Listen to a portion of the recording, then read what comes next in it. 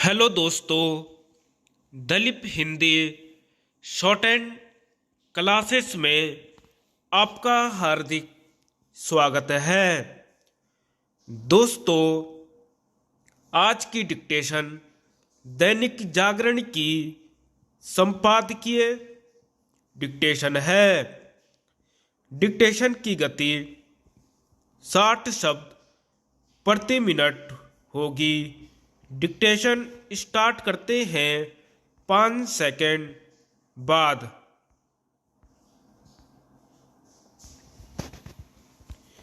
आईना दिखाने वाला फैसला।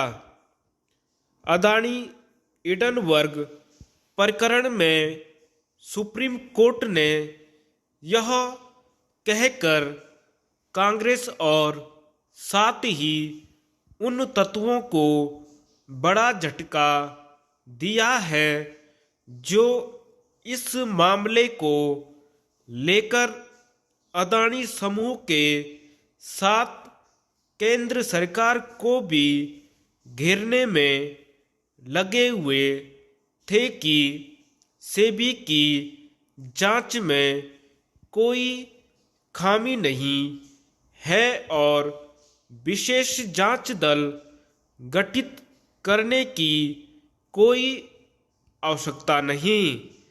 सुप्रीम कोर्ट की यह टिप्पणी भी महत्वपूर्ण है कि ऐसी जनहित याचिकाएं स्वीकार नहीं की जा सकती जिनमें पर्याप्त शोध की कमी हो और जो अप्रमाणित रिपोर्टों को सच मानती हों। स्पष्ट है कि यह टिप्पणी उन तत्वों को भी आईना दिखाती है जो जनहित याचिकाओं का इस्तेमाल अपने निहित स्वार्थों को साधने के लिए करते हैं। इससे इनकार नहीं किया जा सकता कि कुछ तत्व ऐसे हैं जिन्होंने जनहित याचिकाओं को एक उद्योग में तब्दील कर दिया है। वे हर मामले में जनहित याचिका के सहारे सुप्रीम कोर्ट तक पहुंच जाते हैं। ऐसे तत्वों को हतोत्साहित किया जाना चाहिए।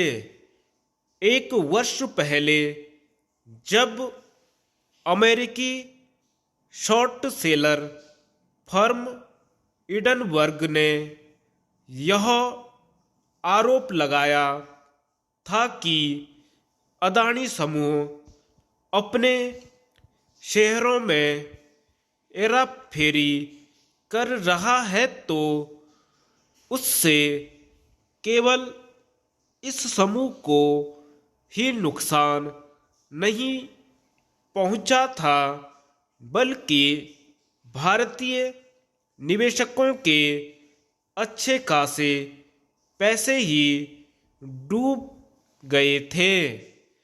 इसके अतिरिक्त अदानी समूह के प्रमुख गौतम अदानी अमीरों की सूची में तीसरे नंबर से खिसक कर 25वें नंबर पर पहुंच गए थे।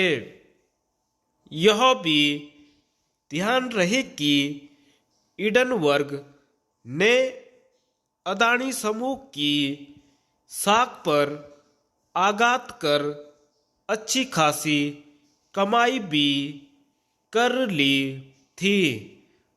एक तथ्य यह भी है कि अदानी समूह के खिलाफ हिंडनबर्ग की रिपोर्ट मोदी सरकार को घेरने का जरिया भी बन गई थी। संसद के भीतर और बाहर इसे लेकर खूब हंगामा हुआ था। राहुल गांधी ने इस मामले को खूब तूल दिया था।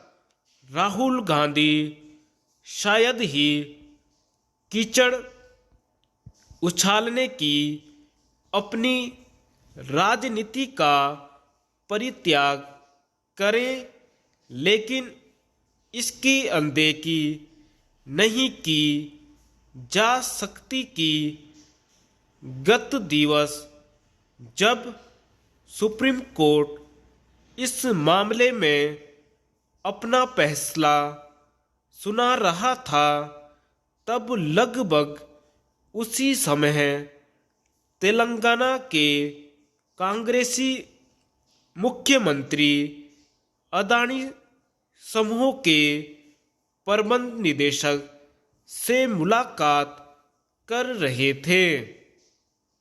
महत्वपूर्ण केवल यह नहीं है कि सुप्रीम कोर्ट ने सेबी की अब तक की जांच को सही पाया, बल्कि यह भी है कि उसने विदेशी संस्थाओं की रपट पर आंख मूंद कर भरोसा करने से इनकार किया।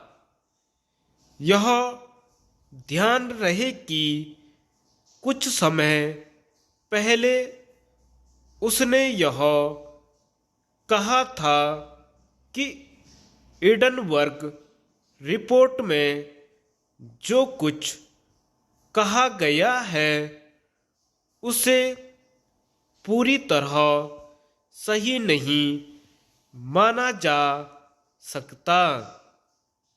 गत दिवस भी उसने मोदी सरकार से खुन्नस खाने वाले अरबपति निवेशक जॉर्ज सोरोस से जुड़ी संस्था OCCRP के आरोपों को महत्व देने से इनकार किया। सुप्रीम कोर्ट का फैसला यह रेखांकित कर रहा है कि सेबी और सरकार को ऐसी व्यवस्था करनी होगी जिससे संदिग्ध इरादों वाली हिंडनबर्ग और OCCRP जैसी संस्थाएं भविष्य में देश के कारोबार जगत को निशाना न बना पाएं। धन्यवाद।